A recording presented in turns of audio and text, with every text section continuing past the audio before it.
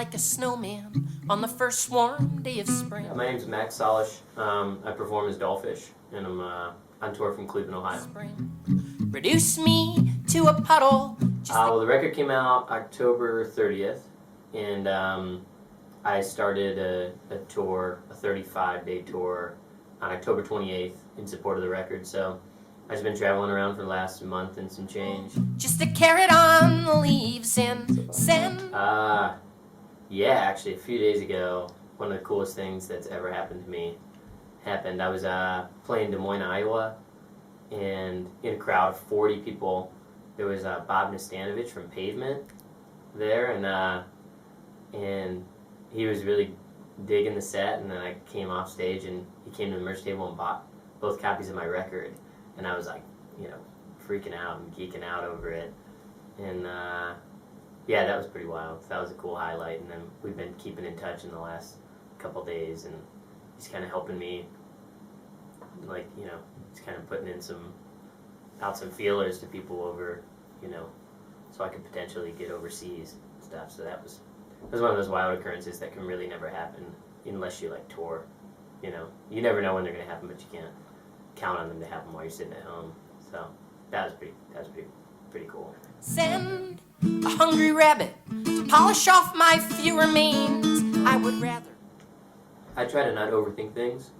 I think the overthinking for me comes in the process of writing the songs. I spend a lot of time slaving over the lyrics and getting everything exactly how I want it, and I'm a bit of a perfectionist with that stuff. And then once I've written the songs, I kind of feel like, well, I hope that they'll just speak for themselves.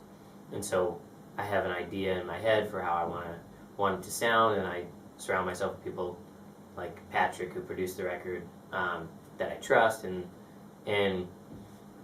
we just go for it, and that I feel like keeps it really raw and in turn kind of really honest and earnest, which is how I like my recordings. I don't like overthought big polished studio records. I really like intimate interpretations of songs. I would rather disappear than stay the same. Yeah, no, that's exactly what it was. It was like taking all these really personal songs and just meeting people. But I try to be like an open person and not embarrassed over those kind of things, or feel like I tend to make connections with people very immediately, And so the moment I met a lot of these guys, I just got a great vibe. All of them, I got a great vibe and felt very comfortable with them. And they were picked to play on the record by the guy who produced the album, who's a great friend of mine and somebody I trust and love really dearly. So it was like I knew he wasn't going to set me up with anybody that wasn't going to work. So I'd never met any of them before, but from the moment I pulled in the driveway, at the house that we were going to record the record, it was like we all became really good friends, and it was exciting, and we didn't overthink anything. I showed him the songs on my guitar pretty much right before we would record it. I'd run through the song and be like, this is how it goes, and I go to this change here, and then we go to here, and then they'd play with me one or two times, and they'd be like, well, let's record it. So it wasn't like we slaved over it for the whole day. It was like they were at times playing on the record I think I know where this is going, and so it had, sometimes we were even a little bit sloppy, but I kind of like that, I really like that, so.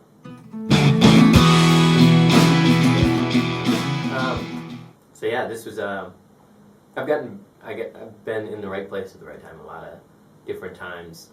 I'm a pretty lucky dude, but I was 18 and I was obsessed with that album Broom by Someone Still Loves You, Boris Yeltsin, and so I recorded a version of the song, me on piano, in double-tracked vocals in the dorm room that I was living in when I was a freshman in college. I was 18, and recorded this song with the help of a buddy, and it was part of my early college band, Arcat Phillip, and we put out this song, and then we also put out a 5-song EP that was free online. It was a digital download for free, and we'd never toured, we'd never done anything. This was just a band that we loved, and we did one cover, and then they were Googling themselves or something, and stumbled upon the song. And this was like right around the time that they were on the OC soundtrack, and like got signed to Poly Vinyl and were starting to get bigger and bigger. And they found the song and really loved it, and they just found it randomly, and then they like put the song up on their MySpace, and you know, when MySpace was a big thing, and it was getting all these plays, and then we were getting all these new fans from different places that were like, how the hell is anyone hearing about us from the West Coast and other places? And then we got an email from Phil who was like, hey, been listening to your EP a lot. I just downloaded it because I heard your cover. and you know, like, Someone Still Loves You, Boris Yeltsin's gonna be touring through. I'd love to have you guys open for us. And we were like freaking out because this is like our favorite band. So we opened for them in Cleveland, Columbus, and me and Phil, the singer, kept in touch over the years. And every time I had a new recording, I sent it to him. And so I recorded Your Love's Bummed Me Out, my first EP, and it was out on a small Irish label, like a small, pretty much digital-only label, and we did like 100 cassettes, and it was digital. And I sent him the recordings. I was like, hey, Phil, you know, here's the latest recording that I did. Hope you dig it. And he replied. He was like, this is like, you know, my favorite thing you've ever done, and I'm gonna send it around to some people that I know. I was like, okay, yeah, that's awesome, man. And then he sent it to a couple different labels, I believe, and one of them was Afternoon Records. And then I just got a phone call out of the blue, like a few weeks later, that was like, hey, this is Ian Anderson from Afternoon Records, and I want to sign you and re-release the EP on 7-inch vinyl and sign you for like an option for a full length. So it completely changed the course of things for me, and that was how I got signed to like a, you know, good American label. So I started writing songs when I was like 15 or 16. And I always tried to sing lower than what was really comfortable for me, because I didn't want to sing in a high voice, you know, and I was just emulating what I'd heard and stuff. So I was singing a bit lower when I was younger, and I was pitchy. I didn't feel comfortable in my own voice. And then as I got older, I started feeling more comfortable kind of singing in higher ranges.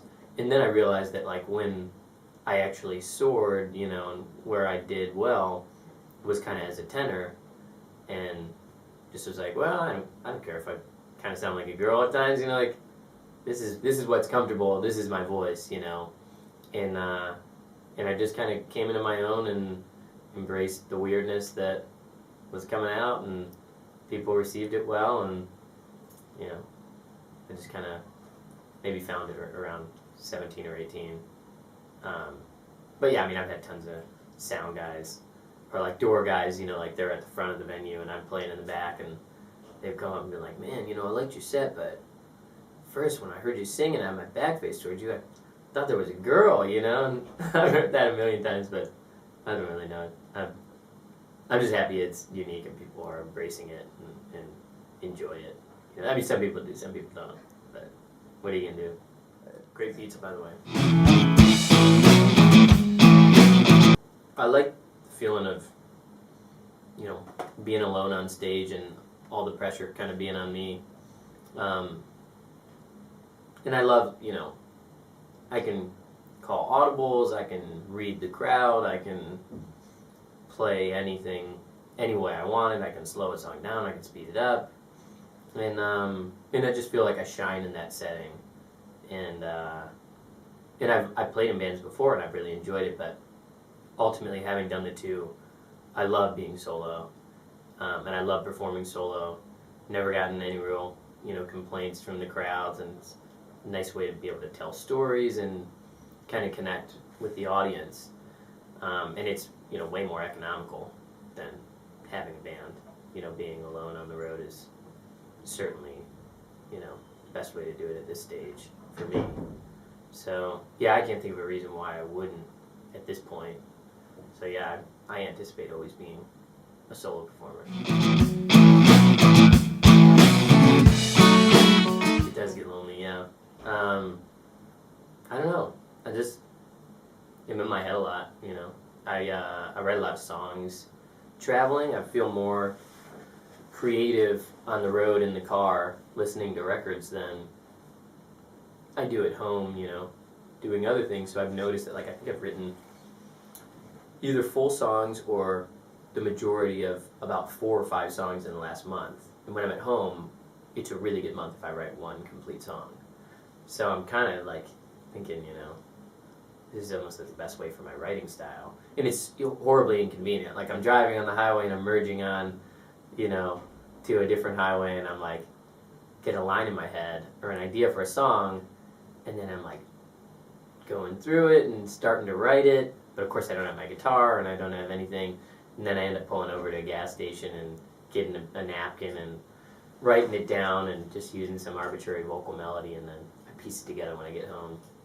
So, but no, it does get lonely, and when you have bad shows, and no one's there, you can get down, but at the end of the day, I'm doing what I love and what I feel like, the only thing I'm really good at.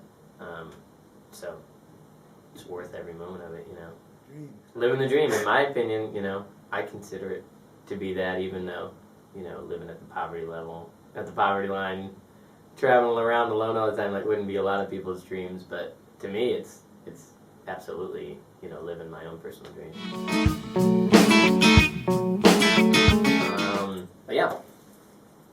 So, I grew up as a massive Bright Eyes fan, and I still am a fan, but I really, as 15, I really worshipped Fevers and Mirrors, and you got a copy of that? It's right there. Yeah, it's one of my favorite albums of all time.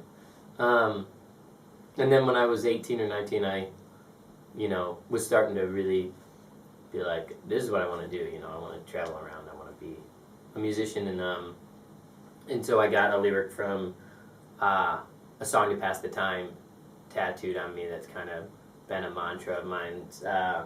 All I have for the moment is a song to pass the time, a melody to keep me from worrying, and yeah, so that was one of them.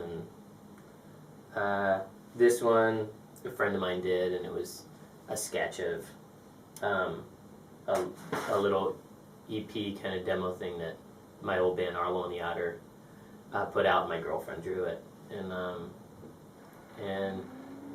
yeah.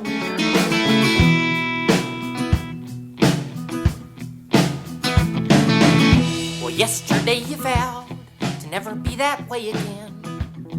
And this morning you woke up with that